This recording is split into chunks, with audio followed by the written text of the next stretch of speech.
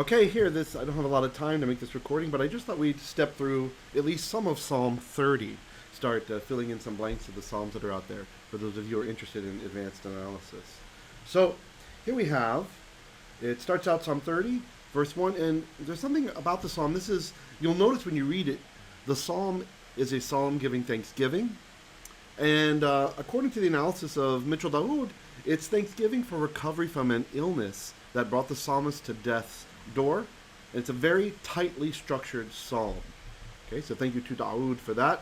And the psalm starts out, Mizmor Shir Chanukat Habayit LeDavid. A song of the dedication of the house belonging to David. So that's interesting. This could, of course, mean the temple, meaning or the LeDavid. It could also mean that this is actually from the psalm itself, right? Whether we're talking actually about the genre of psalms made by David or done in his name, or that he might have sponsored, for example, to be done. Okay? Continuing on. Aromimcha, Adonai ki dilitani, velo simachtai, oyvay. So, aromimcha, this is from the word room, or rom, resh vav mem. It's a hollow verb, and this is it's like a Piel form of it, but we have the mem being duplicated, right? So this is actually a bit more complicated than what it seems on the surface. Generally, you can treat it like a Piel most of the time. But in this case, this is what we call a PoLeL form, right? So it's very PoLeL. You can see that the pe from the pe in pa'al, and then we have the o, and then we have lamed lamed, right? The last form is reduplicated. And the PoLeL of this means something like to praise or to exalt, right? Exalt is kind of clear if you just don't go with the PL meaning, but to praise. So, Aromimcha Adonai, I will praise Adonai, ki dilitani, for he has drawn me. This is the word that's used to, like a bucket of water, to draw water from a well, for example.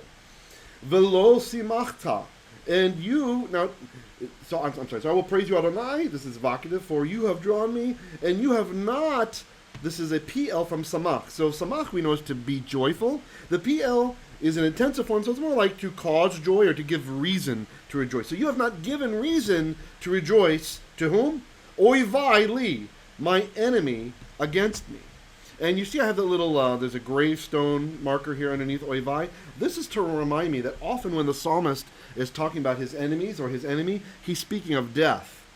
So this literally says my enemies, and you might wonder, why is that my enemies? If we're just talking death, why the plural? Well, this is what is called the plural excellente, or plural excellence. So we refer to death, the psalmist refers to death, kind of with the respect that he would give to an angel, for example. He's using a plural form here. So again, this is I don't remember where I got that from. It's probably from Dahood. Li. So he didn't allow death to rejoice over him, right? To claim him. Verse 3. Adonai Elohai, shiv'ati elecha v'tirpaini. Oh Adonai, my God. Shiv'ati. Shiv'ati is like my plea, or my cry for help. This plea or cry for help, my sheva is what it is without the suffix. Elecha unto you, it went up to you, and tirpaini, and you healed me. Really, really wonderful. So he's giving thanks. It's definitely a psalm of thanksgiving, like you had said. That makes sense. Verse 4, Adonai he'elita min she'ol nafshi. Oh Adonai, you, this is Hiphil form from Allah, right? So there's a hey at the end there. Hey. And so this is saying, you have caused to gone up. So you lifted up, you brought up min she'ol, from the grave. And even though there's no ha on this, she'ol, it's an abstract concept, so we don't always have to put a ha there. So you brought up from the grave, what did you bring up? Nafshi, my life. My life. So this is, of course, from nephesh. Nephesh, you have to be flexible. Remember, this has many meanings, especially when we're dealing with older language like the Psalms. So nephesh, people usually learn the gloss of soul. Okay, that's fine. It can mean soul. But the idea behind soul is that this is the life force of the being, right? This is what animates the cells within them. We've gone a long way in science and biology. We understand about the cytoplasm in cells and all this stuff, but we still do not, well, when I say we, I mean secular scientists, they still do not know what animates in the first place, what causes the animation. Right? They know about energy being stored and lipids and all this sort of stuff, but what animates it in the first place? This is life. This is why the scientific term for resurrection is reanimation, because everything that is alive moves. Even if you don't think it moves, the grass moves, the leaves, the branches on a tree, they move very slowly, but they move. They try to orient closer to the light when possible, right? Even the little protozoans and other types of microbes, they move. They move. In fact, it's quite amazing. So some of these microbes, they have complex moving parts, so that without one of the parts, they wouldn't work. It's quite amazing when you get into it. I highly recommend, if anybody's interested in the concept of intelligent design, to check out the Discovery Institute on YouTube, and especially the debates and discussions and presentations made by Dr. Myers over there. He's a PhD from Oxford, and he really takes it to task on the evidence that there is a creator, that the fingerprint is in the DNA and all these sorts of things. So continuing on. Oh, okay, so nephesh can also mean life, not just life force, but life. So nafshi is my life. It can mean throat. It can mean a corpse. In the book of Leviticus, this is the language, in the quote-unquote the cultic language that's used. There's a lot of different meanings. And so sometimes there's some arguments I read in some papers that it can mean mind, right? The person's mind. Maybe. All right, so let's continue on. Hiyitani miyaredi vor. Okay, so you see this word I have in purple, and I have the little suffix there at the end and stuff like that. So this is from chayah, the verb chayah, meaning to be alive. In this particular instance of it, this is in the Piel. So we have this intensive meaning of to be alive, right? So this is something like to restore, to cause to live, to bring back to life a person who is on his deathbed. It could be to cause to grow, to repair, if it's with the city, right? So the city's like dead and you're bringing it back to life, right? So the psalmist is saying, Hiyitani, he has brought me back to life. Or you could say you have brought back life to me, right? You've brought back life to me. You've made me alive again. And I have this little marker here. This is a paragogic mem marker, saying that this mem might be the highly contested paragogic mem. Yay! So that kind of mem, what it means is this is it's like a placeholder sometimes for a suffix, or it's just put in for the sake for poetry. It makes it sound better. So this is again the observation of Dahood. He says that probably this was originally Hiyitanim, right? Just to make it sound better as you're reading along. So, nafshi hitanim yored vor. And that actually works pretty well, because instead of saying from those who go down to the pit, instead then it's not a from. It's just part of the sound of the poem. And then we have this other word, which the mem would be separate from it then. Yoridi. And this is actually the pattern we have in Ugaritic for the participle. So even though it might not fit perfect in the Hebrew, it's a Ugaritic participle, so it looks well, and we know that there's lots in common with these languages. So it's like those who have gone down, one who has descended to vor. Oh, vor, why is it those special colors? So vor literally means pit. It means pit, right? But this is actually a euphemism for hell, for gehenim, for the fiery regions, all right? So that's why we have that there. Okay, continue on, verse 5. Zamaru ladonai chasidai v'hodu lezecher kodsho. Zamaru means make music, specifically with inference to instrumental music, right? So it's not just singing. Usually this implies there's more happening, right? There's more thought involved. Make music ladonai, to Adonai. Chasidai, this is probably vocative. Oh, his pious ones, his chasidim. It's interesting to note that the word chassid, it means like someone who's pious, right? Someone who cares about their God. But the root is the same as chesed, which is about clan loyalty and loving kindness. So when we say that someone is pious to Hashem, pious to the Lord, what we're saying is that they keep his covenant stipulations. V'hodu lezecher kodsho. The hodu. Hodu is like to ascribe honor, like to give honor. And this is actually Hiphil imperative. Okay, it can also mean ascribe honor. It can also mean to praise. It can also mean to like confess, but not like to confess a sin, meaning like admit that he's the one who did these things. Admit that he's the one in charge. And this is a little bit hard to see. It's actually a Hiphil form here we have. Where is it also? For hodu, right? So it's actually in the Hiphil, so it breaks down quite a bit there. Lezecher, to the remembrance, kodsho, of his holiness. Right, let's roll up things a bit to make it a bit easier to read for me. Verse 5. Oh, we just did verse 5. Okay. Verse 6. All right. Verse 6 is where things get really interesting in this psalm. It says, Ki rega be'apo chayim birtzono ba'erev yalin bechi ve'laboker rina. All right, so first what I'll do is I'll just give you kind of the peshat, the high level. If you're just looking at this, say, you know, an Orthodox Jewish person looking at it, what they would think this means if they're familiar with the psalm. So, Ki rega, for rega, usually people interpret this as a moment. Be'apo, in his anger. Chayim, life. Birtzono is by means of his favor. Ba'erev, in the evening. Yalin, one lies down. From the verb lun or lean, meaning to go to sleep. Bechi, with tears, right, or crying. Ve'laboker, but in the morning. Rina, a shout, a joyful shout, right? And this is from the verb ranan, which is like to go. If you've ever heard the Arab ladies doing that, like in celebration, right? It's similar in the Hebrew. This originally was something like that, right? So like a shoutful joy, right? From a victory. Now that's fine and that's beautiful as it is, right? It's really some good stuff. But there's more that happens here. And if you'll check, let me just show you my note here on rega. So I have a note there from the Septuagint. I can't move my mouse over it, so sorry. If I move it, the note will go away. So in the Septuagint it says, Hoti orszá to thumo altu. Kaizoin to thelemate altu.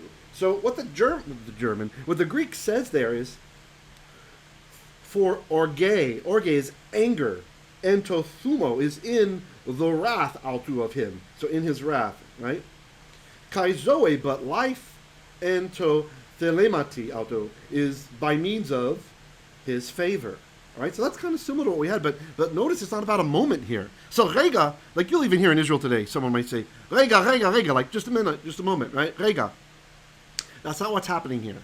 So this actually, we see the Greek understood this word to be anger. Anger. And Dahood makes a good point about this as well. He says, yeah, you know what?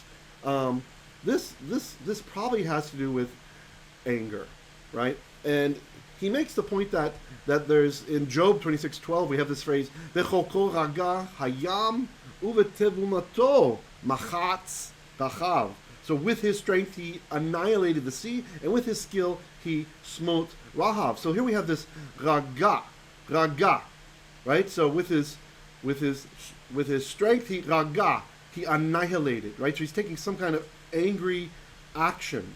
And there actually are many passages in the Septuagint where this Hebrew verb here, this is when it has a verb, raga, it's treated as a verb, it has understood to be destroyed, right? So it might mean also something like perdition, or something, the place where people go once they've been destroyed. So there's probably something about perdition or destroying, or something that's deeper in the psalm that was lost by the time the Masoretes pointed this, right? So in the Masorah, in the BHS Masorah, rather, not the Masorah, says it's probably rogez, right? So like shaking tumultuously. But I'm going to go with the idea that this is probably striking or being angry, right? So or maybe like, so for there is punishment, right? Or there is an attack, be'apo, in his anger. But chayim, life. So when we see chayim, the reason I have it labeled purple here, when we see chayim, often in the Psalms this designates the life ultimate, right? The ultimate life, which is eternal life. So there's perdition in his anger, but life by his will. In the evening, Yalin, and you see I have a little tombstone, that's to remind me that this is probably metaphorical. We're not literally talking about lying down to sleep. We're talking about sleeping the sleep of death, the shenat mavet, right? And the psalmists, they often use this poetic tool to refer to death by means of a nuance. So the poet, he is saying that he's sick and he's going to lay down to sleep and he's crying from his illness, right? Especially he thinks he might die. But he's also hinting about, may it not be the sleep of death, right? So one lays down, Yalim Bechi, the sleep of death, with Bechi, with tears, or crying in the evening. Velaboker, but in the morning or in the dawn, hinting about the dawn of the day of resurrection, Rina, a cry of joy. So dawn in the Psalms is oftentimes a symbol of the resurrection or of immortality. Awakening each dawn in his heavenly temple, we see in Psalm 27, verse 4. So that's kind of an interesting thing we have there. Let me just check on time, how we're doing in time, if I can squeeze a little bit more in here. All right, verse 7. Va'ani amati v'shalvi ba'lemot le'olam. Let me scroll that up a little bit so it's at the top.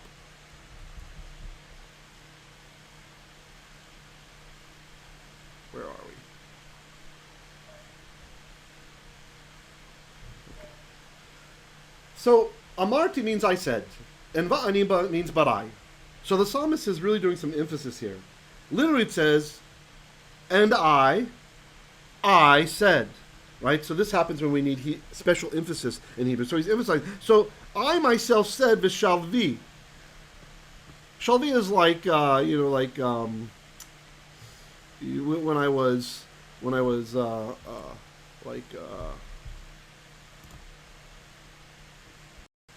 at ease or comfortable or things are going right. So I myself said this. What did he say? Bal emot leolam. So it's kind of an arrogant statement. Bal. This is a poetic Hebrew word. We have it in Ugaritic also, meaning not, emot, I will totter or like stumble or move around, le'olam, for eternity, right? So he's kind of correcting himself here. Okay, verse 8. Verse 8 says, Adonai b'yotzonecha he'emadta leharari oz histarta fanecha haiti nivhal. So, O Adonai, Oh Adonai, b'yotzonecha. So usually when you have a bait followed by some kind of noun or something before the verb, this is what we call the accusative of means. Or if you've studied languages with case endings, we would call this usually the instrumental case. Right? The instrumental case. Or the accusative of means when they don't... So Russian has an instrumental case, and so does Slovak, and so does...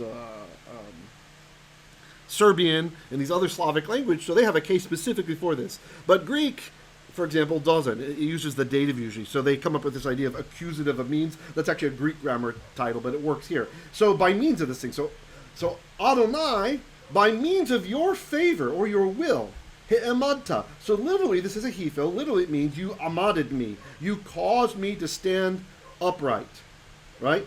And you notice I have little two fingers here. You might be saying, Rav, where'd the I come from? Where'd the me come from? Well, in poetry, oftentimes we can borrow the suffix because the psalmist is concerned about meter. They're going to be singing this, right? And you can't always fit all the words you want in a song. So what we do is, I have it highlighted over here. See, this one also has a suffix. This one also does. So he could be borrowing from either or both of these, right? So it's understood in context. He'emadta, which should be he'emadtani, but he's trying to save space there, save syllables. So you caused me to stand, which Dawood actually interprets this to mean you made me more stable. Leharari oz. So harare is usually like a mountain range, right? Like the harare Ararat, right? It's not Mount Ararat, as many translate in Genesis where the ark set down, but it's the mountain range of Ararat, which is why it's not so easy to locate the ark. Noah's ark, I mean. And I have this little C here by the lamed. This is to remind me that we learned from Ugaritic that a lamed sometimes can act as a kaf comparatively. So this means you made me stable or more stable than the mighty mountains, right? So mountains, and this yod here, again, this is an old form that you probably won't recognize. This is why many of the Psalms are so hard. This is what we call an old genitive ending here, right? Well, it's either genitive or it's a suffix, either one. So that's why I was saying we can use this as a suffix if we need. And so this is why we know this. You might expect it seri there for the construct, but you don't need it. Because if this is the old genitive, then it makes sense that oz here, strength or might is actually modifying the space of the mountain range. It's talking about the mountains that we have there. So, oh Adonai, by means of your will, you made me more stable than the mighty mountains or a mighty mountain range. Histarta fanecha. So this could mean two things. It could mean you hid your face using the root satar, right? Like we say, sitir is a secret, right? Or Esther is I will hide, right? The book of Esther, his name isn't in there, and that's why they say and think that. Or this could actually be what we call an infix form of the verb sur, samech vav resh. So that when you put it in the Hiphil form here, pardon me, he did the Hiphil, the tav and the samech, they metathesize, they swap places. So it could mean histarta, you turned away from echad. I think that makes more sense. So you turned away your face, because remember in verse 7, the psalmist is being arrogant, right? Kind of arrogant. He's saying, but I myself said in my ease, or when I was at ease, I shall not be moved forever, right? And so now he's got the consequence of that, what happened, right? That you turned your face, or it could be your fury even. Panim can mean fury. So either way, you turned your face, probably face. You turned your face aside. Hiyiti nivhal. I became terrified. Bahal! Bahal! Think of, for you Tagalog speakers, think of halal. So bahal is like to terrify. And this noon is the nifal, so it's passive, it causes it to happen. And let me just check out how we're doing on time. Now we're getting a bit pressed for time. Maybe I can finish it real quick. Let's see. Verse 9. Elech Adonai echrave, el Adonai etchanan. Unto you, O Adonai, I called. Note here, this is an imperfect being used as past tense. I should have put the little time machine there. The el Adonai, and unto Adonai etchanan. So when you have chanan, to have pity or to have mercy, and you put in Hiphil, it means to plead for, right? You're basically trying to get mercy on yourself, so you're pleading for it. Etchanan, I pled for mercy. Verse 10. Let me scroll it up a bit. We might have to start the live premiere a few minutes later. Ma betza bedami beriti el shachat hayodecha afar hayagid amitecha. So ma betza. Ma, what is betza? Betza is like gain. What's the gain? What is the gain? Bedami, in my tears, or it could mean in my silence. It could also mean in my blood, but it doesn't really seem to fit so well here. He's not talking about being killed in a battle. He's talking about he's got an illness that he might die of, right? So I guess it says unless it's something that makes you bleed out or something, like some illness. So this is probably the infinitive construct domi, which also would balance the infinitive construct riti that we have. So we derive domi from damam, dalit mem mem, a what's that kind of verb called? The two twins in Latin, I can't think of it right now. A geminate verb. We repeat one of the root letters twice, meaning to weep. And this also, we have this in Northwest Semitic languages and also in Akkadian. So what is the advantage of that I go down with tears unto shachat, the pit? Again, a euphemism for Hades, for Sheol. Hayoducha afar, so this is a hey question mark. This is a hey interrogative. So it's asking, will the dust praise you? Hayagid amitecha, will it tell from Nagad? Will it tell about your emet, which is like your fidelity, right? Your truth, literally, right? But this is saying something like fidelity. Let's go to verse 11. Shema Adonai v'choneini, Adonai heye alzeli. Hear, O Adonai, and deal compassionately with me. O Adonai, be a helper to me. Be a helper to me, or a helper for me. Verse 12. Hafachta mispedi lemachol li pitachta saki v'ta'azareni simcha. So this is the mark I have. You guys should be used to this by now. If you're not, this is what we call a precative perfect. So this is used in Psalms and wisdom literature when a verb is in the perfect. We don't translate it as past in this case. It's more like a softer way to make a request rather than using an imperative, right? So it's something like, oh, that you would do this, right? It's almost as if it's like we're doing a kind of almost like a jussip. So, oh, that you would hafachta, that you would turn over, that you would change, nispedi, my mourning, lemachol, to dancing, li, for me. Pitachta, again, a precative perfect from the Piel of patach, to open. Oh, that you would open wide, saki, my sackcloth. But ta'azareni, and that you would wrap me up, simcha, with joy.